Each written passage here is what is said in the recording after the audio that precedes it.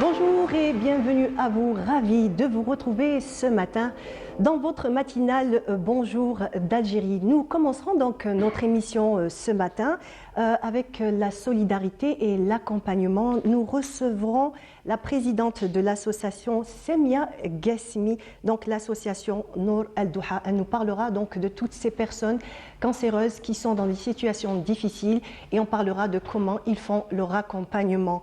Nous continuerons aussi et nous parlerons du 15e festival donc de la bande dessinée et nous aurons le plaisir de recevoir Daniel Statella, donc il est bédéiste italien. Il sera en compagnie de Antonia Grande, donc elle est la directrice du centre culturel de l'Institut culturel italien. Donc nous continuerons aussi notre matinée puisque nous aurons aussi d'autres invités pour vous. Nous parlerons du 6e festival national de la production théâtrale féminine et qui se déroule à Annaba. Et nous aurons donc par téléphone Fatma Zohra Bouderbiya. Voilà donc et nous continuerons bien entendu puisqu'aujourd'hui donc le 4 octobre c'est la journée internationale des animaux et nous aurons donc le plaisir de recevoir Tinhinen Oulbachir. Elle nous parlera donc de cette fondation qu'elle dirige donc pour la protection des animaux en général, des animaux de compagnie, mais pas que. Et nous finirons donc notre émission avec un petit voyage. Donc nous aurons Nora Esseval, donc elle est écrivaine et en même temps aussi conteuse. Elle viendra nous parler de son dernier né, elle nous fera voyager à travers son livre. Voilà, ça sera tout pour ce matin et nous commençons bien entendu avec le point météo avec Amel Aribi.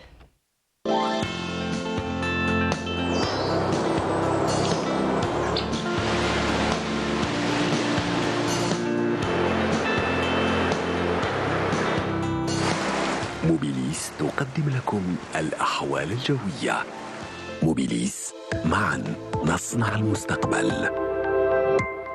Amel Aribi, bonjour. Bonjour Myriam. Comment vas-tu? Très bien, merci. Alhamdoulilah, ravie de te recevoir moi aussi. Comme chaque matin. Alors, qu'est-ce que tu as pour nous ce matin? Et il y aura de la brume, il y aura un temps vraiment très humide aujourd'hui. Très bien. Malheureusement. Très bien. Allez, dis-nous tout, Amel.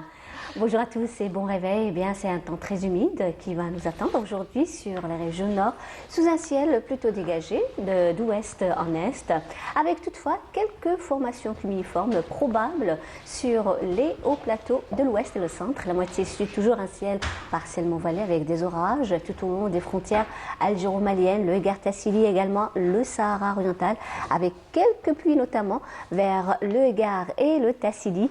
Ailleurs, eh bien, rien à signaler. Le temps restera plutôt dégagé et à noter des soulèvements de sable du côté de Tindouf, le Sahara oriental et tout au long des frontières algéro-maliennes.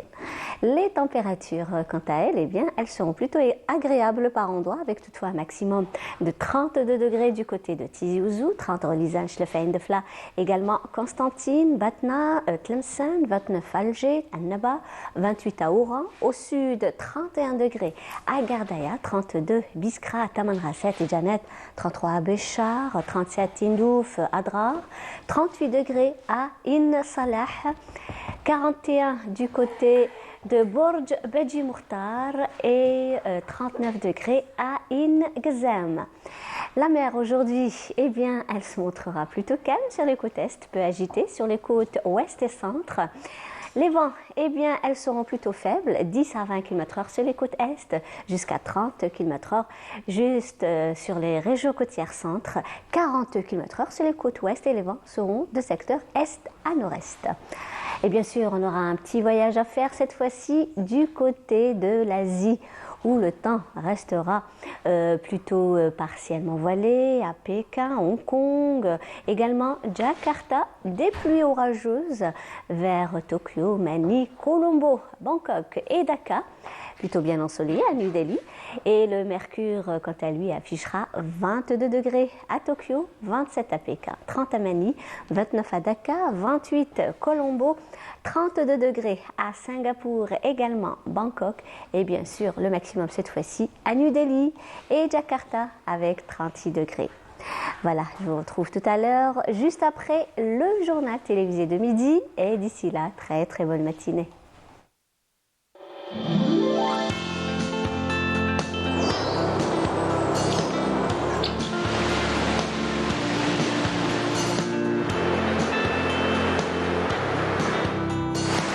موبيليس قدمت لكم الأحوال الجوية. موبيليس، معا نصنع المستقبل.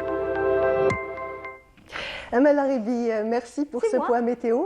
Et chers téléspectateurs, vous avez pu apercevoir donc notre ingénieur son, donc Rodouane, qui est en train de faire des petits réglages.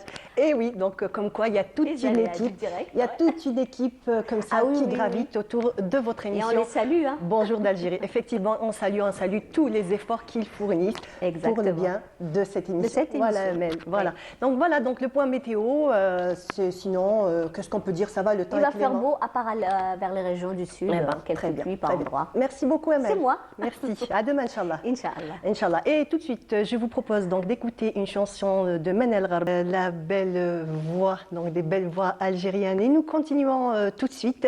J'ai le plaisir, donc ce matin, comme je l'ai annoncé tout à l'heure, de recevoir Samia Ghesmi. Donc, vous êtes présidente de l'association Nour Ad-Douha. Bonjour et bienvenue. Marhaba bik. Merci pour tout l'ensemble de Canal Algérie, de l'invitation, qui sont fidèles à Nour Ad-Douha. Merci, voilà. Merci à vous déjà, au nom de, on va dire, de Canal Algérie et de toute l'Algérie pour ce que vous faites, puisque votre association fait beaucoup pour les personnes cancéreuses, mais surtout des personnes bien spécifiques. Ce sont des gens qui sont dans des régions très reculées et qui n'ont en fait pas les moyens de pouvoir se soigner. De se soigner, d'accord, mais c'est que pour découvrir la maladie, et je répète aussi pour toujours l'invitation de Canal Algérie, au profit de ces malades, de savoir et de connaître la présentation de Nour Ad-Douha, c'est quoi le cancer du sein, comme on en parle durant toutes les années. Par ailleurs, le cancer du sein, vous savez, on peut dire, on va commencer, c'est pas pour faire peur aux femmes et aux familles. Dans les antécédents, s'il y a une grand-mère qui a eu un cancer du sein, elles doivent savoir de se surveiller, de voir le médecin même, de lui dire voilà, dans ma famille, il y a eu, qu'est-ce qu'on peut probablement, il y aura quelqu'un dans la famille, un deuxième transfert. Et là, c'est une prévention. D'accord, c'est une prise de conscience que doivent avoir. C'est une prévention d'éducation. Et bien sûr, dans la famille, tout le monde doit parler à toutes les proches, les femmes, les filles aussi. Attention, parce que le cancer du sein, maintenant, il touche même des jeunes filles. Un âge... Par contre, je reviens des années précédentes.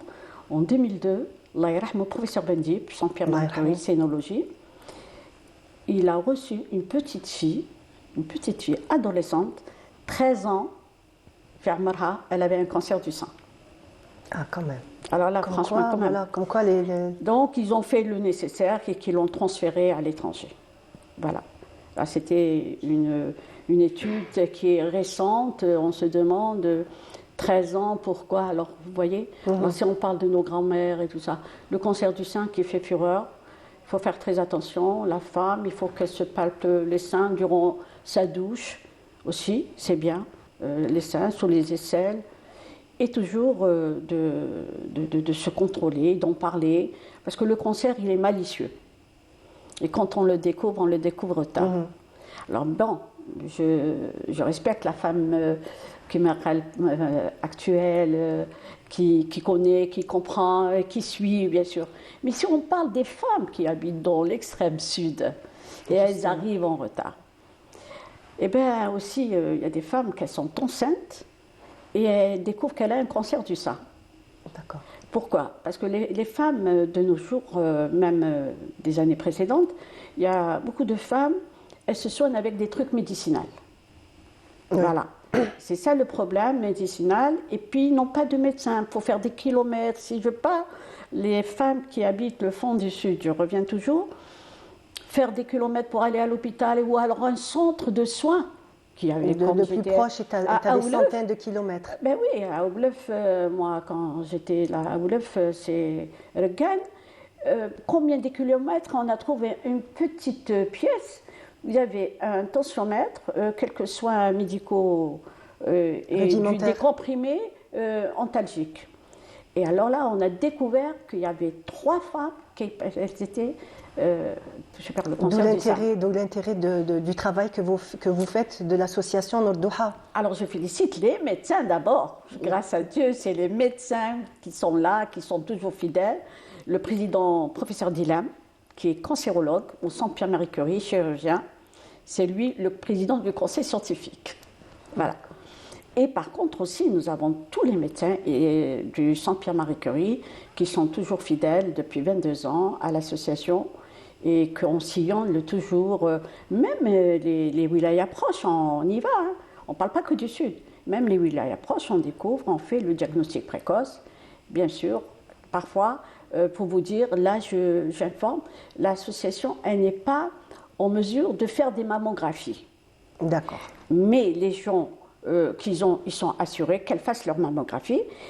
Et par ailleurs, les personnes qui sont démunies, qui n'ont pas les moyens, j'aimerais bien, par exemple, les arrondissements.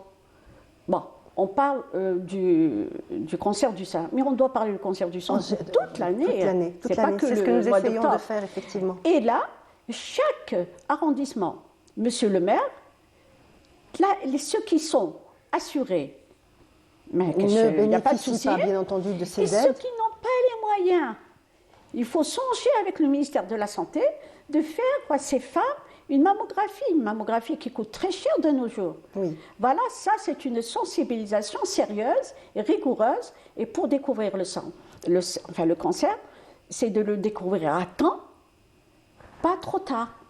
Trop tard, c'est lourd. Alors, il y a des femmes, quand on découvre un cancer du sein, et croyez-moi, des jeunes, une mastectomie, ça tue. Effectivement. Le moral, déprimé, comment je vais faire une ablation du sein, comment ceci, et après. Et puis, il y a la vie personnelle de la femme aussi, qu'on doit respecter. Que ce soit jeune fille ou la mariée ou là. Là aussi, il y a des choses que vraiment... Alors, nous sollicitons Monsieur le ministre de la Santé de faire des mammographies un peu partout. Probablement qu'il y en a déjà. Mais sensibiliser les femmes pour le cancer du sein de l'intérieur du pays. Donc, alors, quand la capitale, il y a les possibilités. La mammographie. Effectivement, oui. Voilà. Donc, dans toutes les grandes villes aussi, les grandes villes d'Alger et tout. Évidemment. Donc, Nordouha, dites-nous exactement quelle est votre action directe sur le terrain. Alors, on parle du cancer du sein. Alors, le cancer du sein, aujourd'hui, parce qu'on a l'habitude de parler d'autres cancers, il n'y a pas que le cancer du sein qu'on travaille avec. Le cancer, on va y aller, on est dans des zones reculées. On est invité à Tindouf, Timimoun, le Grand Sud. Et ce sont des médecins spécialistes du Centre Pierre-Marie Curie. Ce sont des bénévoles ? Bien sûr, c'est des membres scientifiques qui font partie de l'association, de la création de l'association. Comme le professeur Dila, qui est le premier président du conseil scientifique. Voilà. Vous êtes à peu près combien à sillonner comme ça le dans l'ensemble, on va dire. On est 22. Très bien. Voilà, on est donc 22 médecins. 22 médecins, spécialistes, femmes, hommes, et comme on parle toujours d'autres pathologies, mais que le cancer.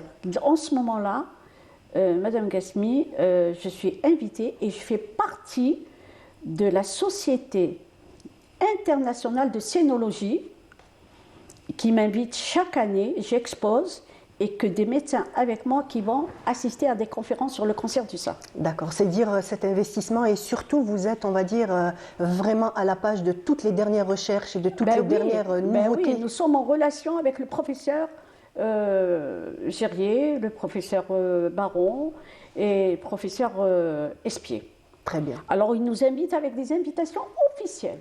Okay. Nous avons notre pavillon, la partie là où exposant, et les médecins, ils sont dans la salle de conférence et qui participent du cancer du sein En Algérie. En Algérie. Voilà. Donc, pour revenir à votre association, quels sont, on va dire, les objectifs, où vous en êtes aujourd'hui et quels sont les projets que vous avez déjà à court terme et quels sont les wilayas concernés? Ah bon, les wilayas concernés, j'ai dit, bon, maintenant, le sud, on va y aller... Donc, le Grand Sud jusqu'à la frontière... Tindouf. Tindouf, jusqu'à la frontière malienne. Timimoun. On a la Ghardaïa, la Kabylie. Et bien sûr Alger aussi. Et bien entendu, Voilà. bien entendu. Et on continue, voilà, pour bien sûr cette prévention, l'éducation. Même toujours, on doit passer l'éducation. On a une ruée de femmes dans des grandes salles. Justement, en parlant de ces femmes-là, comment qu'elles vous accueillent quand vous êtes sur le terrain, quand vous arrivez? Quelle est leur réaction Elles sont, alors, un accueil chaleureux. Elles sont contentes d'exprimer leur mal, de savoir, de connaître. Et entre parenthèses, elles ont peur. Si on annonce qu'elles ont un cancer qui est malade. Et je reviens, comme je vous ai dit, en 2002, la petite fille de 13 ans, elle avait un cancer du sein. Là-bas, au Polisario, on a été, le cancer du sein. Alors, dans leur région, la commune Tahom Polisario, il y avait une femme qui avait un cancer du sein. Alors, quand on est arrivé, c'était vraiment catastrophique. Catastrophique. Pourquoi? Qu'est-ce qu'il a fait, son mari? Il a fait quelque chose, une action qui était vraiment horrible. Eh bien, on l'a prise, on l'a ramenée ici, et c'est le service des Douches-Morat, service la clinique des Douches-Morat, qui a pris cette femme en charge. Et là-bas, qu'est-ce qu'ils font? Ils font des soins médicaux, enfin médicinales. Ils ont chauffé une plaque trop chaude, ils l'ont mis sur le sein. Ça a éclaté le sein. C'est horrible, c'est affreux. Ben, on l'a prise, elle est rentrée, ça fait 4-5 ans d'être là d'ailleurs. On l'a soignée. Bon, c'était trop tard ce qu'ils ont fait maintenant. C'était des soins locaux. Et pour revenir, donc, on a dit l'accueil de ces femmes. Est-ce qu'aussi les plus jeunes, dans ces endroits reculés, est-ce que vous avez trouvé que les femmes un peu plus jeunes, d'un âge, on va dire plus jeune, oui. sont on va dire, plus conscientes, plus informées que les femmes, on va dire, d'un certain âge? Ça s'améliore. Ah, vous sentez cette amélioration et cette prise de conscience? Ça s'améliore. C'est de se prendre en charge, de se surveiller et de connaître, et c'est-à-dire de se faire des rencontres entre eux. On a demandé de ne pas toucher et ne faites pas des trucs médicinaux. Très bien. Vous leur parlez aussi donc de l'hygiène de vie, vous essayez de leur faire prendre conscience que l'hygiène de vie est importante. Évident. L'hygiène de vie, c'était important, on leur explique. Et ça aussi, il y a le côté, l'hygiène de vie intime aussi, c'est très très important. Mais il y a une très bonne amélioration, si je vous dis, cela fait 15 ans, 20 ans. Voilà, justement, étant donné que vous êtes depuis très longtemps sur le terrain, vous sentez donc je suis sur le chemin 23 ans. Allah barak. En tout cas, bravo pour tout ce que vous faites. Et donc, vous nous dites comme quoi vous sentez que la nouvelle génération... Oui, alhamdoulilah. Mais il y a le problème, c'est que les gens qui n'ont pas les moyens pour payer une mammographie, ça c'est très important. Donc, et les rendez-vous, non mais quand on suspecte, le médecin demande à l'adolescente ou à la jeune, faites une mammographie. Et elle n'a pas les possibilités. Essayons donc, je dis bien, dans chaque arrondissement, il y aura le côté médico-social pour pouvoir aider la personne. La personne, elle peut payer une partie et l'arrondissement, par exemple les mairies, payent une partie. Ça, c'est un côté social. Ou alors, je n'ose pas dire, d'autres ministères qui pourront éventuellement prendre les femmes qui n'ont pas les possibilités de payer les mammographies, de se suivre au col. Nous avons, je me permets de le dire, bien entendu, le ministère de la Solidarité. Bien entendu, pour aider ces personnes démunies à pouvoir se faire dépister beaucoup plus tôt, de façon à pouvoir, pour que les chances de guérison soient Eh bien plus oui, grandes. alors le ministère de la Solidarité, ça fait maintenant environ dans les 4-5 ans, on était en collaboration avec Madame la ministre de la Solidarité, Allah yarhamha, qui est... mais il y a toujours ses consoeurs qui sont présents.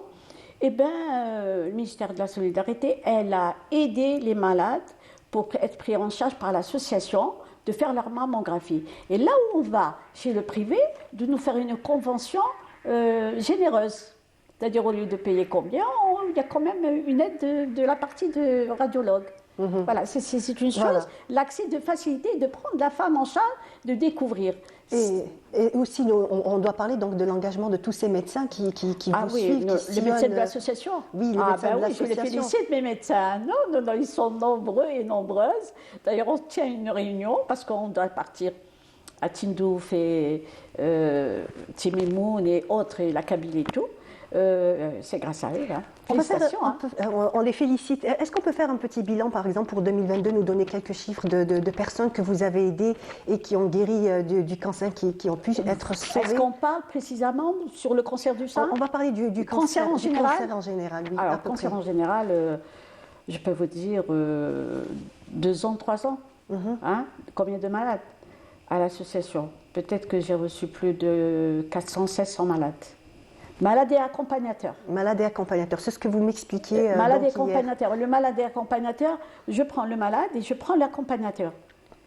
Hébergé, nourri et logé. Et logé. C'est ce que vous nous disiez, donc surtout pour les enfants, ceux qui sont atteints Voilà, du cancer. ah oui. Donc vous m'expliquiez hier comme quoi il restait à votre niveau 2 Oui. à 3 mois parce qu'en fait Oui, il fallait un suivi. Mnéa, excusez-moi, j'ai perdu une enfant de Mnéa qui avait un cancer, une leucémie. J'ai perdu aussi de Annaba, j'ai perdu du Sud, de Botbet Mortar. Et croyez-moi, bon, alors la maman elle reste à l'hôpital avec l'enfant.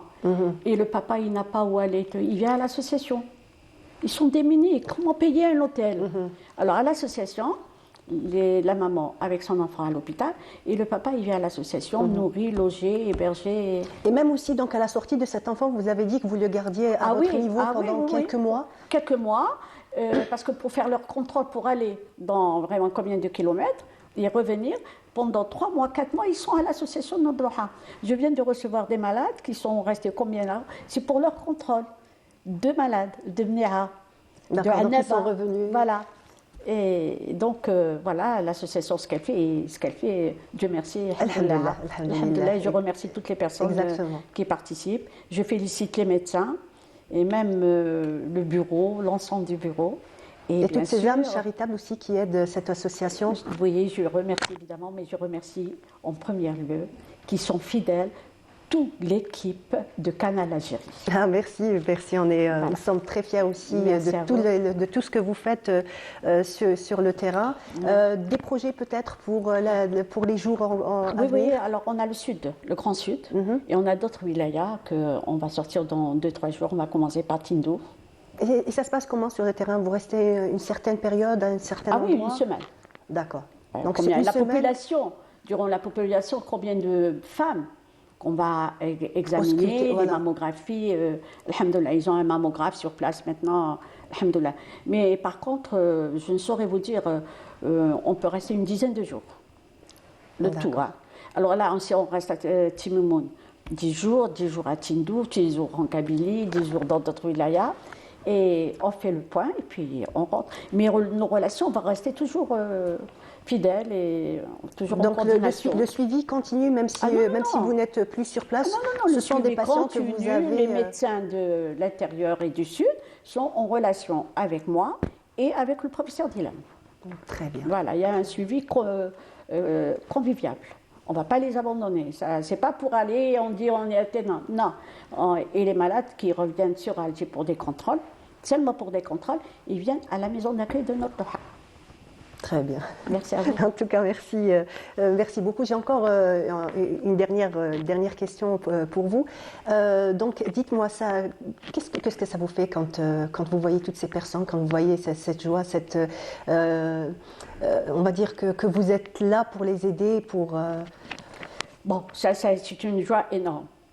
Mais de l'autre côté. Justement, je ne voulais pas vous amener sur ce terrain-là parce que je sais. Des adolescents que j'ai perdus. Mais en même temps, je sais, justement, on en a parlé hier et vous aviez les larmes aux yeux, excusez-moi, donc Non, c'est pas ça, mais quand je me rappelle, c'est parce que je m'adapte avec eux et puis ils me demandent, Madame Guesmi, est-ce que je vais guérir? Et c'est des adolescents. Madame Guesmi, est-ce qu'on va aller mieux, Inch'Allah? Mais je vois que les conditions de leur santé, ça s'empire. Parce que pourquoi ils viennent en retard? Ils viennent en retard, c'est ça le problème. Mais je dis bien, parce que je peux parler en arabe, je passe Bien juste un entendu, message. bien entendu. أنا ماذا Allez-y, بيا bien sûr. مجمع واحد كيمرض ويداوي بهذا الأعشاب والدنيا أكو غالطين. Très bien. الطبيب تاعو لازم لا سا ديباس ان ميدسان جينيراليست اللي يكون محسوب في المريض يسسبكت ولا يبغى الاخر essayer d'orienter les malades vers les confrères et consoeurs à vous qui sont spécialistes. Ou alors, vous avez mon numéro de téléphone, je suis à la disposition, même le soir, appelez-moi si c'est une urgence. Et je remercie Canal Algérie qui est fidèle à notre Doha pour au profit des malades cancéreux. En tout cas, à merci. tout l'ensemble, le directeur, le Fouk, merci à vous, merci à vous. Aïcha, merci à vous pour vous et toute votre équipe qui œuvrez au quotidien pour aider ces personnes avec Sahab. Merci beaucoup. Merci d'avoir été avec nous. Et je suis là si vous avez des malades ou là, appelez-moi. Très bien. Vous pouvez m'envoyer les malades si vous recevez ou là. Vous avez mes coordonnées, il n'y a pas de souci. Très bien. En tout cas, merci. Merci beaucoup et merci pour tout ce que vous faites. On continue donc notre émission. Je vous propose de regarder un sujet de Yanis Aït Belkacem. C'est un test sanguin simple pour détecter le cancer.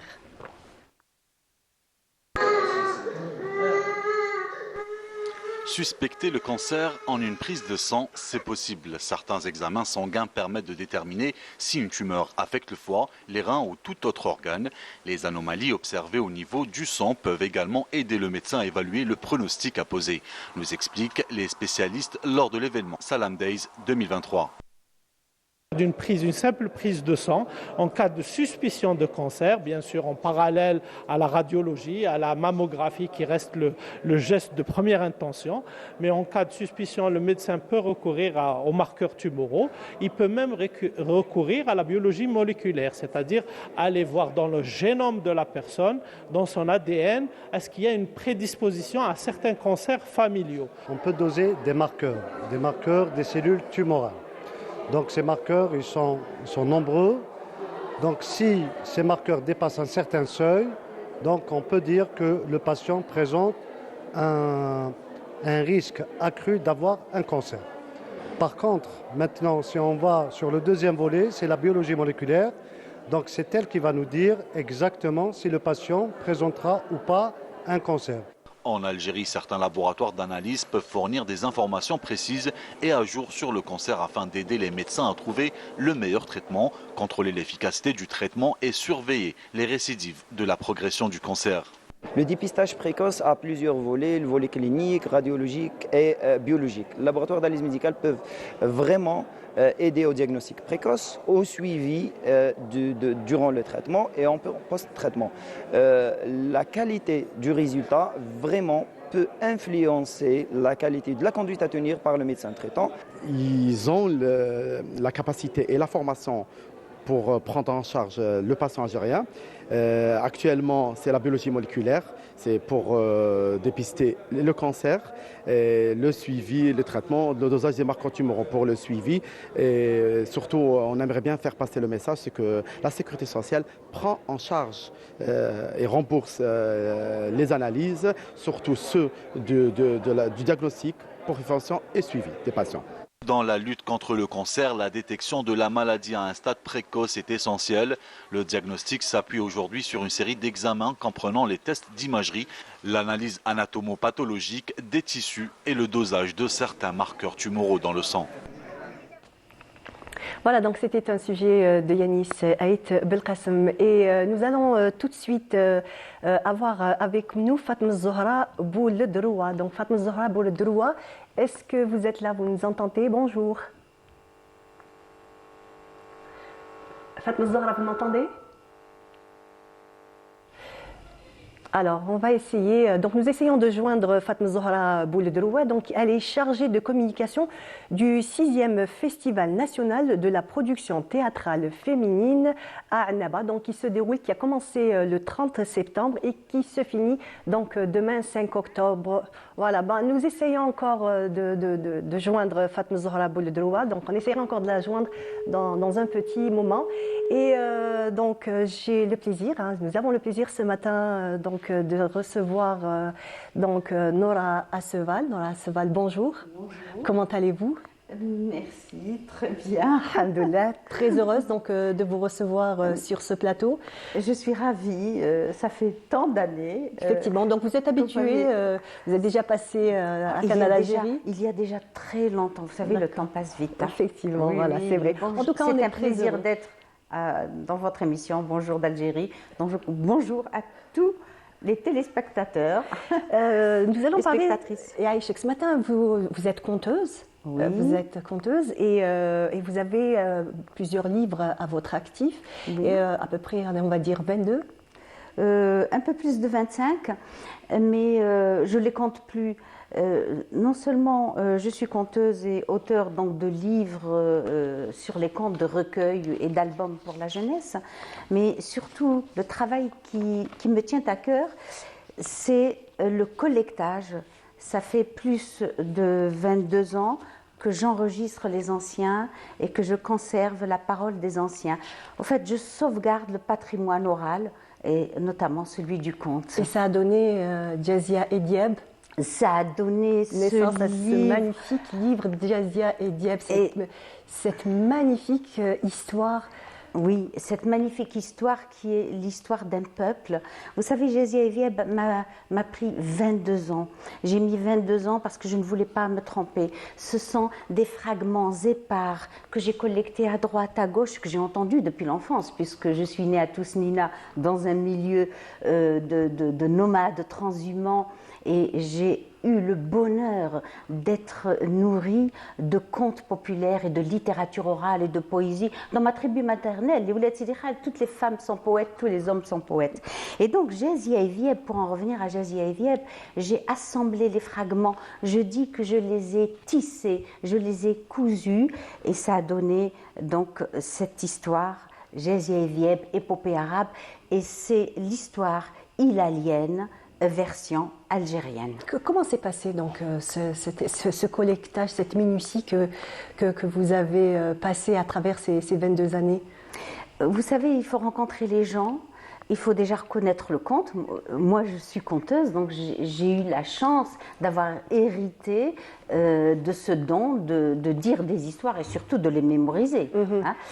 Et donc, pendant toutes ces années, j'ai collecté aussi Jazia et Dieb. Et comme ma famille maternelle est nomade et issue de nomades transhumants, j'ai eu beaucoup d'amour pour cette histoire qui parle des nomades.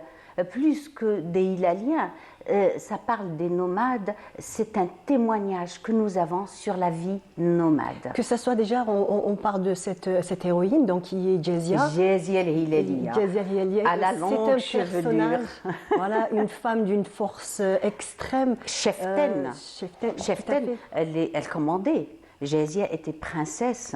Hein, Tout et en on dit que sa mère était une djinniya, une femme génie, parce que tous les héros, vous savez, c'est une épopée. Hein. Effectivement, donc il faut rajouter de la fantaisie. Oui, non, l'épopée, c'est un poème lyrique qui a pour objet de mettre en exergue les exploits d'un héros. Et ce héros, il est soit donc historique, soit mythique, mais le but, c'est de glorifier à travers lui un peuple. Voilà, c'est ça. Et le côté lyrique, poétique, eh bien, ça exalte les sentiments quand on les entend. Et on pleure quelquefois. J'en doute pas. Donc, Jazia et Dieb, donc, est une histoire donc, inédite. Une histoire d'amour. Une histoire d'amour qui n'a pas été facile, je dirais difficile même.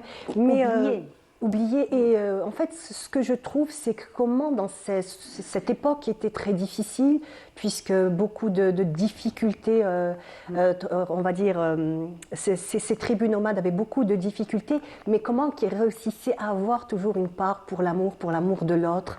C'est la magie de ces femmes. C'est la magie de ces femmes. Et Jazia était tellement belle que tous les hommes de la tribu voulaient l'épouser, mais est arrivé Dieb. Pourquoi Dieb? J'adore Dieb. Dieb, c'est le fils d'un chef de tribu, Dieb el-Hilali. Dieb était très intelligent. Pourquoi son nom? Pourquoi Dieb? Dieb, parce qu'il gardait les troupeaux. Vous savez, les Hilaliens gardaient les troupeaux, montaient les chevaux. Il devait tout savoir pour survivre dans le désert. Et il était plus rusé que Vib. Plus rusé que D'où Vib. Vieb. Et certains disent que quand il est né, on l'a enlevé à sa mère et on l'a laissé seul dans le désert et c'est Viouba les Rabbaou. Enfin, il a été donc adopté par une louve. C'est toujours comme ça, les héros mythiques sont souvent adoptés par des louves. Mais là, dans ma version... Pour montrer leur force, pour montrer cette rage de vivre, de survivre surtout. Oui, alors Vieb était le plus intelligent et il a réussi tous les exploits pour avoir le droit d'épouser Gésia. Et il a épousé Gésia, mais ça n'a pas été facile. Hein.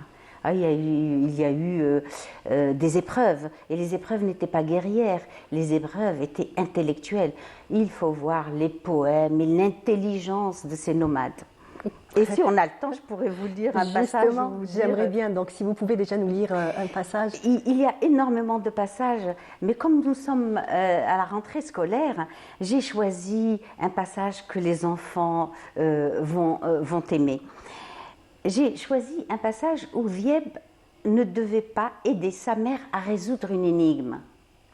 Parce que son père était le chef et très intelligent aussi, et Vieb rivalisait d'intelligence avec son père.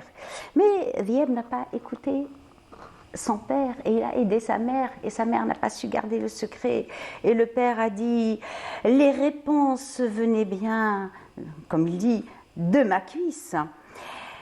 Et là, il ne lui restait plus qu'à châtier ce fils coupable de lui avoir ravi une vengeance longtemps attendue. Sabre à la main, d'un pas décidé, Ranem se dirigea vers le troupeau. En le voyant approcher, Vieb comprit que sa mère n'avait pas su garder le secret. Il se cacha au milieu des chamelles. Blotti, il attendit. Ranem furibond, au lieu d'appeler son fils par son prénom, puisqu'il était en colère contre lui, il l'a interpellé autrement. « Ohé, homme des chameaux !» Vieb n'a pas répondu. « Ohé, toi qui te trouves devant la chamelle !» Puisqu'il était au milieu des chameaux, forcément, il se trouvait devant une chamelle. « Ohé, toi qui te trouves derrière la chamelle !» Silence. « Ohé, toi qui te trouves sous la chamelle !» Silence. « Ohé, toi qui te trouves sur la chamelle !» Silence. Toi qui te trouves sur le côté de la chamelle, toujours silence. Et finalement, il a crié « Ohé, toi, berger, gardien du troupeau !» Et Vieb s'est montré, il a dit « Nahem, je suis là !» Et son père lui a dit « Pourquoi, lorsque je t'ai appelé, tu n'as pas répondu, tu as répondu seulement quand j'ai dit berger ?» Et là, Vieb lui a répondu d'une manière très poétique. Il lui a dit « قدامها ناقها وراها توابعها حذاها جنابها تحتها ذراعها فوقها ذراوها صح كي قلت الراعي أنا هو. Quand tu as dit berger, c'est moi, parce que devant elle, leur cou, derrière elle, leur queue, à côté d'elle, leur flanc, sous elle, leur mamelle, sur elle, leur bosse. Le berger, ça ne pouvait être que moi. Et il y en a des choses comme ça. Sur beaucoup de poésie. Beaucoup de poésie. Donc, je vais vous garder avec moi. Donc, vous restez avec nous. Nous allons passer d'abord, on va prendre Fatma Zohra Bouledroua et je reviens à vous. Restez avec nous. Alors, Fatma Zohra Bouledroua, bonjour, est-ce que vous m'entendez? Oui, bonjour madame. Bonjour, comment allez-vous? Très bien, merci. Alhamdoulilah. Merci pour l'invitation. Tout le plaisir est pour nous. Donc, vous êtes chargé de communication du 6e Festival national de la production théâtrale féminine à Annaba. Dites-moi, comment s'est passée l'ouverture de ce festival? Alors, c'était très bien. C'est la 6e édition donc, du Festival culturel national de la production théâtrale féminine. La 5e édition, c'était l'année dernière et elle est revenue après 7 ans plutôt de coupure. Donc, cette fois-ci, on a bien organisé cette nouvelle édition. L'ouverture était simple, mais en même temps, je dirais, sur un thème très intéressant, profond, qui est l'écriture féminine pour le théâtre. Donc l'écriture théâtrale, ça a été le thème autour duquel, c'est-à-dire a tourné, disons, les activités de l'ouverture, mais aussi les activités de tout qui sont en marge du festival. Donc pour la cérémonie d'ouverture, on a eu aussi la présentation du parcours de Farida Sabounji et Yamina Rassoul, Allah yarhamhum. Donc comme vous savez qu'à chaque édition de ce festival, le commissariat rend hommage à celles que nous avons perdues, les héroïnes, je dirais, de la planche et du théâtre algérien, donc les grandes dames du théâtre algérien. La 5e édition, c'était un hommage à la défunte Sonia, et cette fois-ci, c'est Rassoul et Sabounji. Donc, pour l'ouverture, Madame Linda Sellem, commissaire du festival, a préparé une mise en scène qui relate donc le parcours des défuntes. Et pour l'ouverture, ça a été un spectacle, un très beau spectacle intitulé J'écris mon nom, mise en scène par Linda Sellem, et dont le texte a été écrit c'est-à-dire le texte théâtral, c'est un ensemble d'extraits de grandes écrivaines algériennes qui ont marqué leur nom à l'échelle nationale et internationale, telles que Zohor Winnissi, Assia Djebbar, Jamila Zamnir, Zineb Laouij et Yamina Meshakra. Bon, le spectacle aussi, il était beau et il a beaucoup plu au public, aux journalistes, parce qu'il y avait aussi, donc c'était dans les 4 langues, je dirais, enfin les 3 langues nationales et puis le derja. Donc aussi, il y avait de la chorégraphie, de la musique, de la danse, et voilà. Très bien. Voilà.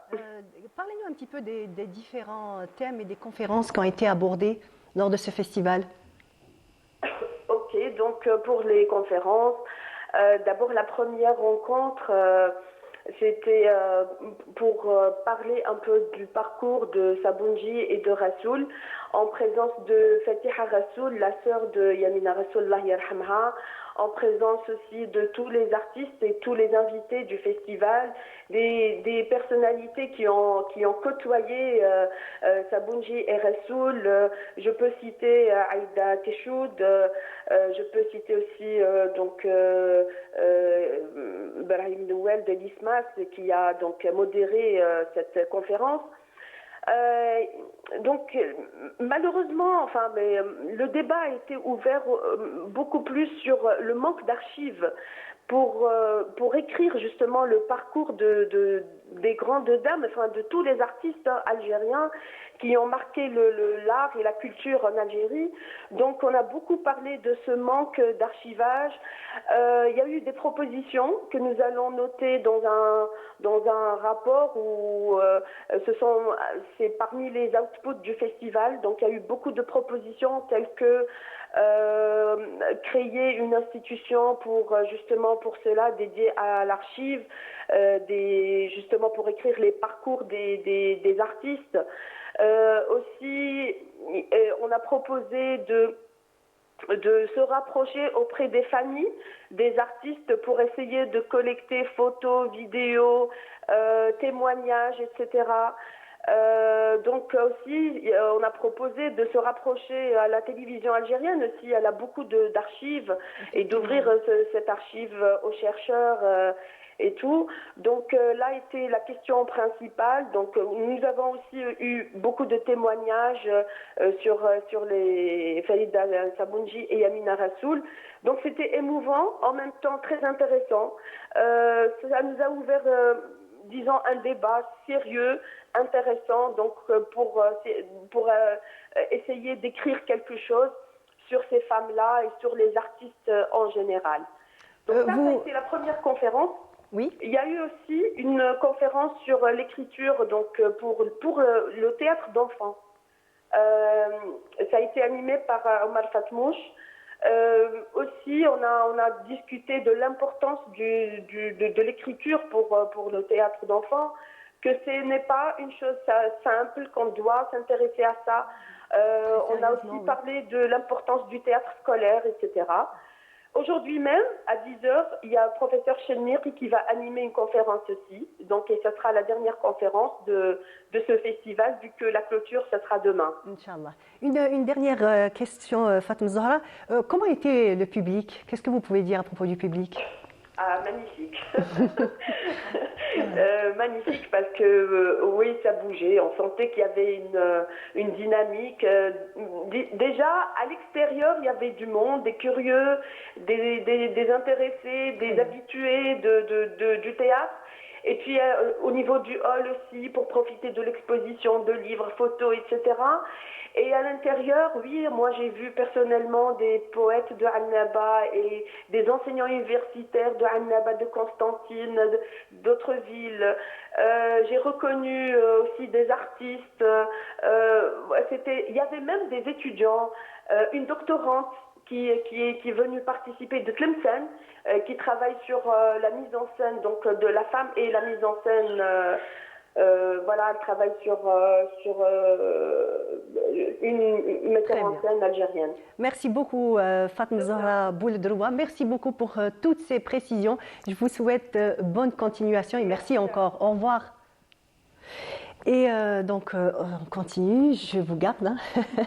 Vous comptez tellement bien, vous nous avez donc ramené ce livre merveilleux, donc qui Jazia et Dieb, donc une lecture absolument à faire, que ce soit pour les grands et les petits. Ah, oui, oui, pour les grands et les petits, puisqu'il y a beaucoup de passages sur les exploits de Dieb et les exploits de Jazia, Jazia el-Hilalia.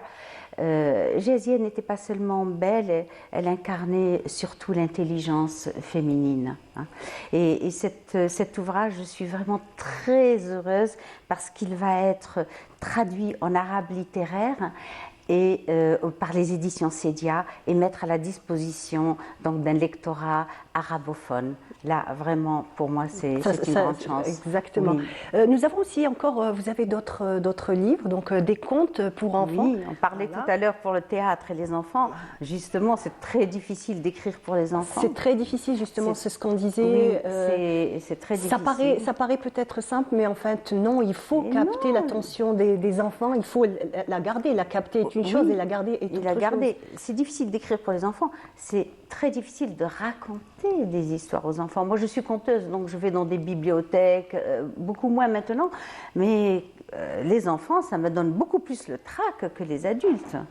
Ah oui, les enfants, les enfants sont naturels. Ou ça leur plaît, ou ça leur plaît pas. Voilà, effectivement. Voilà, voilà donc nous avons juste là un livre. Qu'est-ce que vous pouvez nous dire à propos de cette histoire? Là, il y a plusieurs histoires. Et celle-ci, c'est l'histoire de la princesse et du pou. C'est cette princesse qui a trouvé un pou dans ses cheveux et qu'elle n'a pas voulu tuer, mais le pou est devenu tellement énorme qu'il s'est transformé en monstre. Et ça montre aussi l'ego. Vous savez, il y a toujours une traduction et une morale. C'est l'ego, le pou qu'on enlève de la tête et qu'on laisse.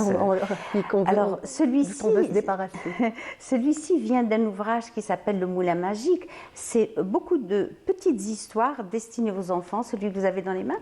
Ce sont des petites histoires et des petites fables vraiment destinées aux enfants avec des petites randonnées, un livre pour les petits.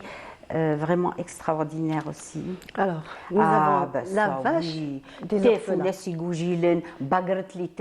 La vache des orphelins. Oui. Qui n'a pas versé une larme en écoutant Bagrat Litema? Effectivement. Qui n'a pas versé? Et c'est resté jusqu'à aujourd'hui. Donc, c'est resté vraiment le conte symbolique des orphelins. Très bien.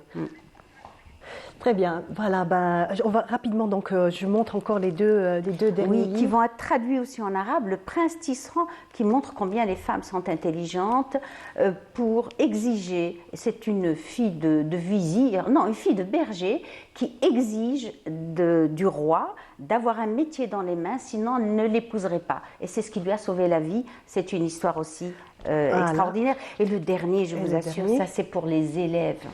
Ça montre l'importance du savoir. Voilà. L'élève du magicien, il dépasse son maître vraiment dans le savoir. Magnifique. En tout cas, merci pour tout ce que vous faites, Nora Asman. Merci beaucoup, merci. En tout cas, c'est passionnant de discuter avec vous et surtout toutes ces beaux livres, toute cette, on va dire, cette verve que vous avez et merci beaucoup. Et cette sauvegarde du patrimoine oral qui me tient à cœur. Très bien, merci beaucoup. Merci à vous de votre invitation. Et tout de suite, je vous propose de suivre un sujet sur la semaine culturelle coréenne. Cette exposition du tourisme en Corée, accueillie par la galerie Mohamed Rassim à Alger, offre aux visiteurs 40 photographies qui mettent en évidence notamment la nature et les paysages magnifiques de la Corée du Sud, les traditions, l'art, les infrastructures, le développement urbain et technologique de ce pays, ami avec l'Algérie depuis 30 ans.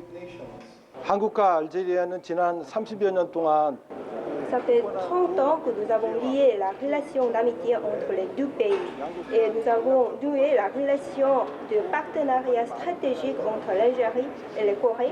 Et basé sur ces relations, nous avons porté beaucoup de fruits, par exemple dans le domaine de l'économie. 나아가서 굉장히 제가 인상 깊게 생각했던 것은 Ce voyage en Corée à travers notamment la ville de Busan, le pont de Bonpo ou encore l'île de Jeju a attiré un grand nombre de curieux et d'aventuriers en quête de découvrir de nouvelles cultures et destinations.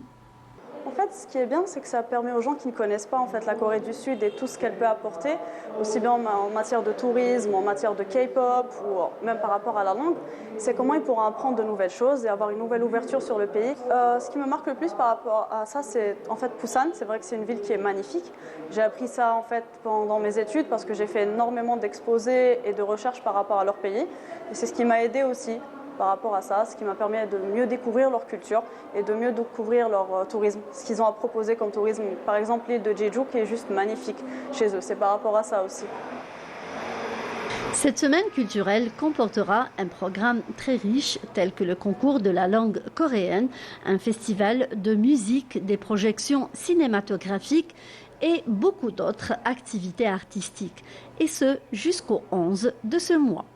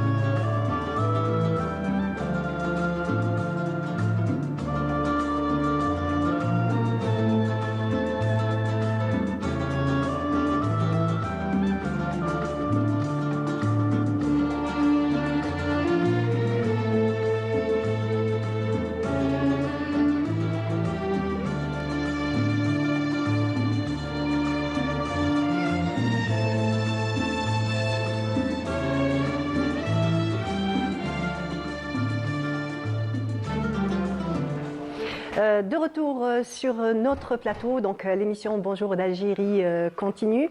Et donc nous avons le plaisir ce matin de recevoir Antonia Grandé. Donc vous êtes, bonjour déjà. Bonjour. Vous êtes, salam, marhaba bik. Donc vous êtes la directrice de l'Institut culturel italien à Alger. Oui. Merci beaucoup d'être là ce matin. Et nous avons aussi, donc, vous avez ramené un invité, donc il est l'invité de l'Algérie, c'est Daniel Statella. Daniel Statella, bonjour. Bonjour. Comment allez-vous? Ça va? Bien, très bien. Très bien, très bien. Donc merci d'être parmi nous ce matin. Donc vous êtes bédéiste, vous avez une très très longue carrière derrière vous. Et là nous avons le plaisir, vous participer donc avec l'Institut culturel italien au FIBDA, donc 15e édition du FIBDA. Oui. Donc comment qu'a été choisi Daniel Statella? Daniel Statella a été choisi parce qu'on essaye toujours de ramener en Algérie des grands artistes de haute qualité parce qu'on a beaucoup de respect pour le public algérien, on veut vraiment vous faire connaître le mieux que l'Italie a à offrir. Et ce qui m'a un peu amené vers lui, c'est qu'il avait déjà eu une expérience en Afrique. Il était déjà invité à l'Institut culturel de Nairobi, au Kenya.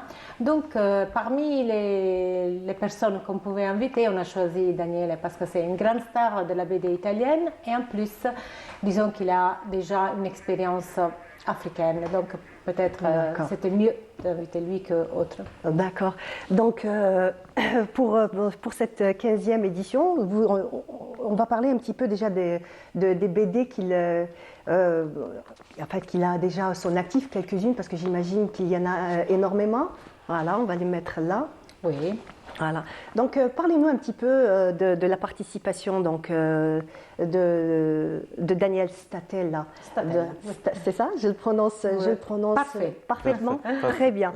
Donc, déjà, je sais que hier, donc le 3, mardi 3, vous avez déjà donné une conférence. Et aujourd'hui aussi, donc, il a un rendez-vous au niveau de l'École des Beaux-Arts. Vous êtes très bien informés, oui. D'accord avec, bien sûr, les commissaires du FIBDA. On a décidé la veille de l'inauguration, parce que l'inauguration du FIBDA est prévue aujourd'hui, on a pu organiser un atelier de dessin à la bibliothèque de l'Institut culturel italien d'Alger, parce qu'on a un public qui aime ces choses-là. Donc, Daniel, il est venu direct de l'aéroport à l'Institut sans prendre du repos. Donc, il est venu, il a donné un atelier, il a un peu parlé de son expérience qui est vraiment très longue.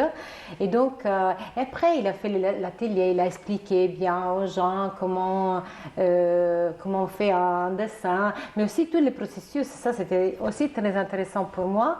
D'apprendre comment on fait un livre BD, et aussi comment on le fait en italien, la différence entre la story novel, c'est-à-dire la BD qui est c'est comme un roman, et la BD qui est par contre comme une série TV. Donc il y a différents épisodes, etc. Différentes aussi peut-être manières de graphisme aussi peut-être changent. Oui, et aussi la technique, tout. Il a aussi bien expliqué tous les groupes de travail qu'il y a pour créer la BD, parce que les gens peut-être ne connaissent pas toutes les compétences qu'il faut pour créer un livre ou une bande dessinée. Justement, à propos de ça, la question que je voudrais vous poser, c'est que pensez-vous donc des BDistes algériens? Vous avez eu l'occasion de voir un petit peu quelques grands noms de BD, de grands BDistes algériens?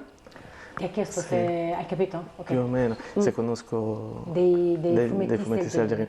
Non ho ancora avuto modo di conoscerli, devo essere sincero. Sono curioso di vedere che cosa i fumettisti algerini fanno. Infatti sarà molto interessante partecipare al festival domani, perché noi siamo abituati in Italia ad avere una cultura molto improntata sul fumetto, e mi interessa vedere come anche qui in Algeria sia diffuso e ci siano artisti che fanno queste cose. Alors, il a dit qu'il n'a pas eu l'occasion de rencontrer les BDistes algériens parce qu'il vient d'arriver, mais il a beaucoup de curiosité de se rendre au FIBDA, de connaître les artistes algériens, parce qu'il veut faire une comparaison, parce que par exemple en Italie, il y a une grande culture de BDisme, et donc il a un grand public pour la BD, et donc il a vraiment envie de découvrir la scène algérienne. Et on peut rajouter qu'aussi en Algérie, il y a un grand public qui suit, de jeunes et adultes qui suit la bande dessinée. Tout à fait, c'est exactement ce que je voulais dire. En fait, quand vous vous rendrez donc, au niveau du FIBDA, vous verrez que les tranches d'âge sont très très variables. Donc il y a des plus jeunes déjà qui sont mordis de bande dessinée, et on va dire même de personnes un peu plus âgées qui ont commencé avec, on va dire, les bandes dessinées peut-être dans les années 70 déjà, mais qui sont restés encore, on va dire, fervents donc, de cet art-là qui est la bande dessinée. Donc, on va continuer un petit peu donc, à propos de la bande dessinée. Vous voulez nous faire peut-être un petit croquis? Oui. Très bien. Je ne sais pas, vous lui dites qu'on le laisse libre. Hein. L'inspiration de ce qu'il a envie de faire, de ce qu'il a envie de dessiner, il est absolument libre. sei totalmente libero di seguire la tua ispirazione. Disegnerò il mio personaggio di Diabolique che è molto popolare in Italia, se vuoi spiegare. Il va dessiner Diabolique, Alors, qui voilà. est un personnage très Justement. très fameux. L'autre. Alors c'est celui-là? Oui, qui est Alors. très fameux en Italie. Donc Très fameux. ce personnage-là, c'est un super-héros, on va dire. Est-ce que c'est un super-héros? Ben, comme il a dit hier, il a bien expliqué hier à l'Institut, c'est anti-héros. C'est un anti-héros. D'accord. C'est-à-dire, il a été créé en 1962, une date que pour les Algériens est très importante. C'est une date historique pour nous, effectivement. Et donc, il a été créé par deux sœurs, donc aussi les femmes à l'honneur, et donc deux sœurs artistes. Il a été créé pour proposer un personnage différent par rapport à la, disons, au mainstream. Oh, d'accord. Et c'est un anti-héros, c'est-à-dire c'est quelqu'un qui n'est pas tout à fait un ange. D'accord, c'est quelqu'un qui, on va dire, un peu hors norme, qui sort des normes. Voilà. Très bien, très bien. Moi, la question que je voudrais aussi encore vous poser, Monsieur Daniel Statella, c'est à travers vos voyages, j'imagine que vous avez beaucoup voyagé à travers le monde, et est-ce que vous avez senti que, on va dire que la bande dessinée est pas pratiquement la même, l'esprit ou l'âme de la bande dessinée, que ce soit d'un continent à l'autre, reste toujours la même? Aiutami. No, voleva capire, tu hai viaggiato molto, quindi voleva capire, hai sentito che il fumetto è importante un po' dappertutto dove sei andato? Sì, la cultura del fumetto è ormai diffusa in tutto il mondo grazie anche al cinema e al fatto che negli ultimi tempi il cinema americano ha invaso un po', si è diffuso in tutto il mondo, e il fumetto italiano è molto popolare in Italia, poco diffuso all'estero, ma i personaggi comunque riescono a superare le frontiere, secondo me, quindi... Il a dit que la BD est connue partout dans le monde, qu'il est devenu tellement répandu grâce aussi au cinéma américain qui a pris une grande importance. Et il dit la BD italienne n'est pas aussi connue que d'autres écoles de bande dessinée, mais en Italie elle est très, très connue et beaucoup de public, non? Beaucoup de public suit la BD. Donc, en général, il a remarqué que partout dans le monde, elle est très suivie par les adultes et par les jeunes. Très bien. Encore une question. Au niveau de la Méditerranée, est-ce que, on va dire que la BD, en général, dans le bassin méditerranéen, a des points un petit peu en commun? Est-ce qu'il y a une espèce de similitude? Nel Mediterraneo ti chiedeva se hai trovato delle similitudini tra le città che hai frequentato del Mediterraneo. A livello di fumetto? Sempre di fumetto. Sì. Cioè. Sì, vedo che qui si è molto influenzati dal mercato francofono, quindi dal fumetto francese, credo. Quindi siamo molto, molto simili, molto, molto vicini. Invece per quello che riguarda quello che ho visto a Nairobi, invece è molto più influenzato dal fumetto americano e quindi un po' diciamo diverso da quello che siamo abituati noi, mentre invece qui vedo che abbiamo molte cose in comune. Il a remarqué qu'il y a beaucoup de choses en commun avec la BD algérienne.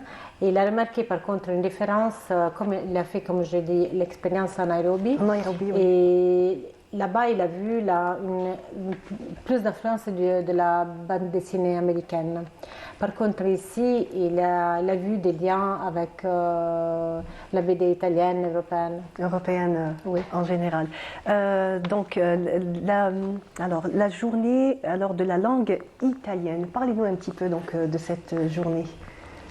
Alors, on a célébré déjà une journée en général, le cadre, c'était la journée des langues européennes. Mais nous, à l'Institut, on a organisé une journée porte ouverte le 26 septembre. Et c'était l'occasion pour ouvrir les portes de l'Institut à tous les publics qui nous connaissent déjà, mais aussi aux autres qui ne connaissent pas. Et donc, pour un peu les approcher, leur expliquer les cours qu'on offre, les services qu'on offre, parce qu'il y a une bibliothèque où il y a 10 000 volumes de littérature italienne, mais non seulement, il y a aussi une section... Très belle bibliothèque, très accueillante, que j'apprécie beaucoup. Oui, avec du bon café. Effectivement. Et les meubles de design très italien. Convivial en fait, il y a un esprit très convivial dans cette bibliothèque. Et donc les services, donc non seulement les cours, les événements culturels, la bibliothèque, les bourses d'études et les offres des universités italiennes. Donc cette journée a eu beaucoup de succès. Par contre, en octobre, parce qu'on aura vraiment un octobre très riche, justement, c'était de cela que je voulais vous parler, donc beaucoup d'activités en perspective. Oui, non seulement les FIBDA, parce que donc, nous on sera présents au FIBDA et avec Daniele, il donnera une conférence à l'espace Riad del Fête les 5 matins à 11h. Et aujourd'hui, il va se produire aussi au sein de l'école supérieure des Beaux-Arts. Mais après ça, on donnera une conférence en ligne sur la journée de l'art contemporain. C'est une initiative de tous les musées d'art contemporain en Italie. Et donc, nous, on organisera une conférence en ligne. Vous savez, des fois, on n'a pas la possibilité d'inviter toutes les personnes en présentiel. Donc, on essaie d'offrir une variété d'activités. Et donc, après Daniele, il y aura quelqu'un du musée, un des musées italiens les plus importants d'art contemporain qui s'appelle Marthe et qui donnera une conférence en ligne sur l'art contemporain. Et juste après, il y aura la semaine de la langue italienne. C'est une initiative du ministère des Affaires étrangères et de la coopération internationale en collaboration avec toutes les ambassades, les consulats et les instituts culturels du monde. C'est vraiment une semaine pour célébrer la beauté de la langue italienne. Chaque année, c'est à partir chaque année maintenant, on a rejoint la 22e édition.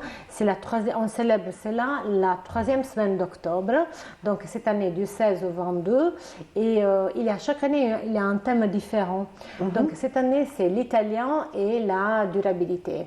Vu que c'est un thème qui nous donne a beaucoup d'intérêt partout dans le monde. Donc ils ont choisi, il y a un comité d'experts qui chaque année décide les thèmes pour tous les réseaux.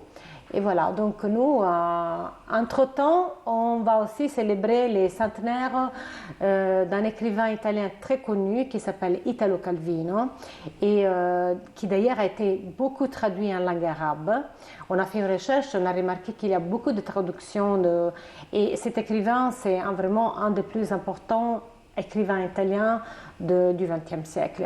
Et donc on célèbre les centenaires de sa naissance avec un colloque international qui se déroulera dans les 3 universités algériennes où il y a un département de langue italienne. Donc à G2, Lida et Annaba. Et on fera ce tour. Il y aura aussi un expert de Calvino qui va nous rejoindre en présentiel de l'Europe, de l'Italie. Et donc, on célébrera aussi avec tous les profs et doctorants algériens qui font des études sur la langue et la littérature. Donc, on va mettre les jeunes et tous aussi les étudiants et les professeurs qui spécialisés en langue et littérature italienne. C'est un colloque qui s'annonce très intéressant. Et donc, le 16 à G2, le 17 à Blida et le 18 à Annaba. Ça, c'est pour le mois d'octobre. Le mois d'octobre. En même temps, il y aura aussi une présence importante au Festival international culturel de musique symphonique avec un orchestre qui s'appelle World Youth Orchestra et avec des jeunes talents qui vont se produire non seulement à l'Opéra d'Alger le 23, mais aussi au Théâtre régional de Béjaïa le 22. On essaye toujours d'être en région quand c'est possible. Très bien. Justement, puisque vous avez dit Blida, Naba, donc de nombreuses wilayas aussi auront le plaisir donc de bénéficier de tout ce qu'organise donc l'Institut culturel italien. Je voudrais revenir à vous, Daniel Statella. Je voudrais que vous nous fassiez un petit constat. Donc, est-ce que la jeune génération, à travers tous les pays que vous avez visités, est-ce que la jeune génération est, on va dire, aussi intéressée, aussi fervente de bande dessinée que, on va dire, allez, on va remonter à une trentaine d'années en arrière? Vuole sapere se i giovani di adesso hanno lo stesso interesse che si aveva 30 anni fa per il fumetto. Sì, diciamo che molti anni fa il fumetto era l'unica forma di intrattenimento perché non avevamo internet, non avevamo i videogiochi, avevamo pochi videogiochi, eravamo ancora agli inizi. E quindi diciamo che come forma di intrattenimento è un pochino diminuito l'interesse dei giovani, ma è ancora molto, molto importante, almeno in Italia e anche in Europa sicuramente, e non so qui, lo scoprirò domani.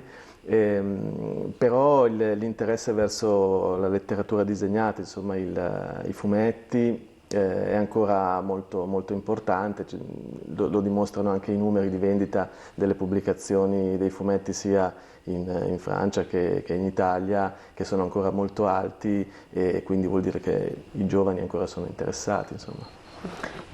Alors il a dit que, bon, bien sûr, par rapport à il y a 30 ans, où quand la bande dessinée était la seule forme d'entretenir les jeunes.